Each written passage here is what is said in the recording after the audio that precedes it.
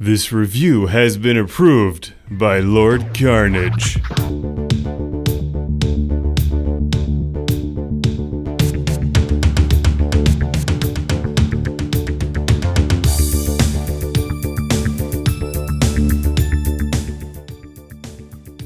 Whoa, ninja style! This is Ninja Kid, or the Japanese version of it, which I can't pronounce, for the Famicom.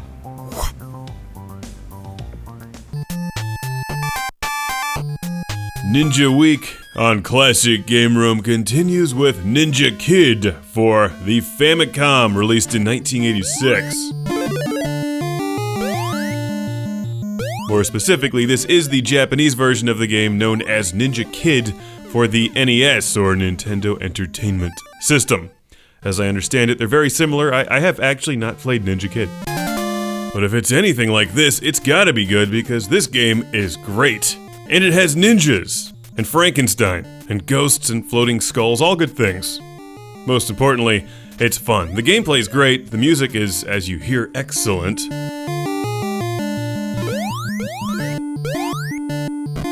And it's more than your average side-scroller on the NES. Yes, there's lots of these games on the Famicom, or Nintendo Entertainment System, the 8-bit game console from back in the day that many of us grew up with. And a lot of them just required straight memorization. This one always keeps you on your toes. It's never quite the same. It's sneaky, it's unpredictable, it's likable, it's Ninja Kid.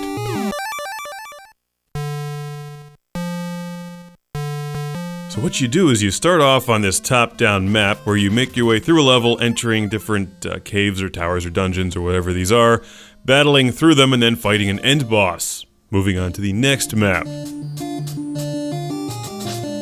Each level has some objectives and lots of enemies. There's a certain number of things you have to kill or collect in order to open some doors and then move on. Or in the case of this level, and the skull one you saw earlier, you have to light these candles with your little lighter buddy or whatever that is. It's like the spark from Donkey Kong, your fairy friend engulfed in flames. So, on the surface, this feels like a fun and relatively predictable side-scrolling action game, but there's like so many levels. It's a really advanced game for the NES. Or, I'm sorry, in this case, the Famicom.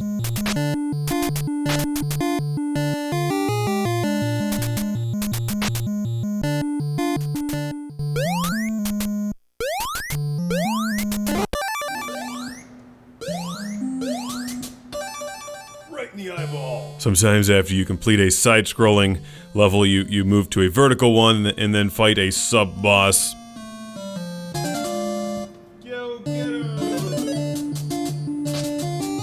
As you make your way through these dungeons, you find some items which are helpful and then aid you in the final boss battle.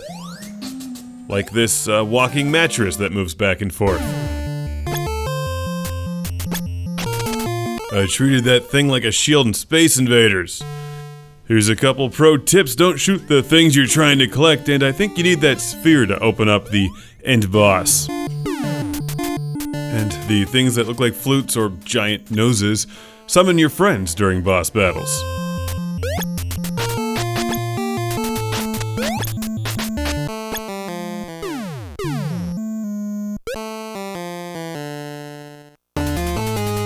I like this one. It's got a nice style, it's likable, I think the gameplay is clever and fun. I'm always terrible at platformers, but I'll highly recommend Ninja Kid, which is also relatively cheap and easy to collect for the NES or the Famicom.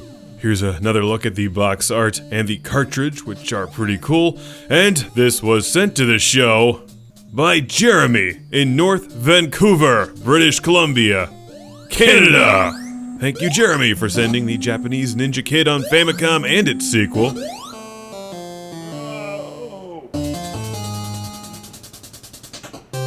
What is this thing? If you think it looks fun, it is. It's ninja fun.